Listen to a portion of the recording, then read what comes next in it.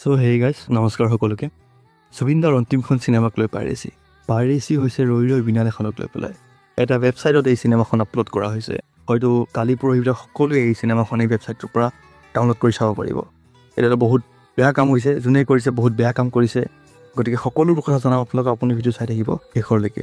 so 31 October তাৰিখে এই চিনেমাখন ৰিলিজ হয় তাৰ পিছৰ পৰা এতিয়ালৈকে বহুতে এই চিনেমাখনৰ পাইৰেচি কৰিব চেষ্টা কৰি পেলাই ধৰা পৰিছে হয়তো তেখেতসকলৰ ওপৰত আইনী ব্যৱস্থা লোৱা হৈছে আৰু নহ'লে তেখেতসকলৰ একাউণ্টবোৰ ডিলিট কৰি দিয়া হৈছে আৰু যিসকলে কৰিছে তেখেতসকলেও হয়তো বেছি 1 ঘণ্টা 7 মিনিট 1 ঘণ্টা 8 মিনিট বা 18-20 মিনিট এনেকুৱা ধৰণৰ ক্লিপবোৰ তেখেতসকলে চাবলৈ গৈ পেলাই শ্বুট কৰি পেলাই ছ'চিয়েল মিডিয়াতে হওক বা ইউটিউবতে হওক তেখেতসকলে আপলোড কৰিছে আৰু আপলোড কৰি ধৰাও পৰিছে কিন্তু এটা ৱেবছাইটৰ কথা মই উল্লেখ কৰোঁ যে মুভিজ ফৰ ইউ এই ৱেবছাইটটোৰ কথা মই এটা ফেচবুকৰ পষ্টৰ জৰিয়তে গম পালোঁ আপোনাক মই পষ্টটো দেখাই দিছোঁ এই পষ্টটোৰ জৰিয়তে মই ৱেবছাইটটোৰ কথা গম পালোঁ গতিকে মই কনফাৰ্ম কৰিবৰ কাৰণে এই ৱেবছাইটটোত গ'লোঁ আৰু ৱেবছাইটটোত গৈ পেলাই মই কনফাৰ্ম কৰিলোঁ যে হয় এই ৱেবছাইটটোত এই চিনেমাখন আপলোড কৰা হৈছে মুভিজ ফৰ ইউ এই ৱেবছাইটটোৰ নাম মুভিজ ফৰ ইউ এই ৱেবছাইটটোত মানে জুবিনদাৰ অন্তিমখন চিনেমা ৰৈ ৰৈ বিনালে এই চিনেমাখন আপলোড কৰা হৈছে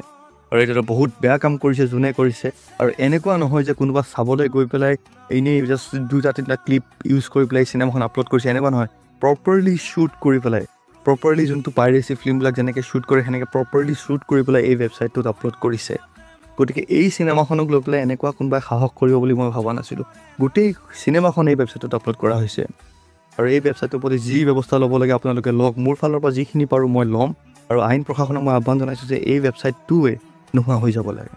আৰু এনেকুৱা ধৰণৰ যিবোৰ ৱেবছাইট আছে য'ত এনেকুৱা পাইৰেচি কৰা চিনেমাবোৰ আপলোড কৰা হয় এই সকলোবোৰ নোহোৱা হৈ যাব লাগে কাৰণ এই চিনেমাবোৰৰ কাৰণে আমাৰ অসমীয়া চিনেমাই হওক মানে এই ৱেবছাইটবোৰৰ কাৰণে আমাৰ অসমীয়া চিনেমাই হওক